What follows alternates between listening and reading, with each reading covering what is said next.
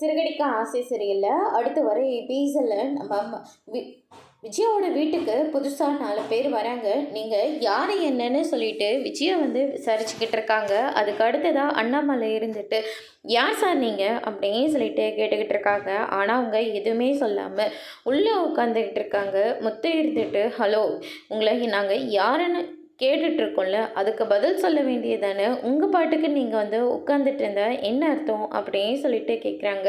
உங்களுக்கு முதல்ல இந்த வீட்டில் நீங்கள் யாரை பார்க்கணும் அப்படின்னு சொல்லிட்டு கேட்கவும், அதுக்கு அடுத்ததாக மனோஜ் இருக்காரா அப்படின்னு சொல்லிட்டு கேட்குறாங்க. என் பையனை பார்க்குறதுக்காக வந்திருக்கீங்களா? அவன் இன்னும் கொஞ்சம் நேரத்துக்கு வீட்டுக்கு வந்துடுவான் அப்படின்ற மாதிரி சொல்கிறாங்க. அதுக்கு அடுத்ததாக மனோஜ் ரோகிணியும் வீட்டுக்கு வராங்க. அவங்கள பார்த்த உடனே மனோஜ் பயங்கரமாக ஷாக் ஆகுறாங்க. என்ன சார் திடீர்னு வீட்டு பக்கம்லாம் அப்படின்னு சொல்லிட்டு கேட்கவும், பிஸ்னஸ் ஆரம்பிக்கிறதுக்காக 32 லட்ச ரூபாய் என்கிட்ட கடை வாங்கினல்ல, அதை நீ எப்போ திருப்பி தருவ அப்படின்னு சொல்லிட்டு கேட்குறாங்க. இன்னும் கூடிய சீக்கிரமாகவே நான் தந்துடுறேன் சார், கொஞ்சம் டைம் கொடுங்க. சரி, நான் உன்னை நம்புறதா இல்லை உங்கள் அப்பாவோ இல்லை அம்மாவோ கையெழுத்து போடணும் அப்படின்ற மாதிரி சொல்கிறாங்க. அதெல்லாம் போட முடியாது அப்படின்னு சொல்லிட்டு முத்து சொல்லிடுறாங்க.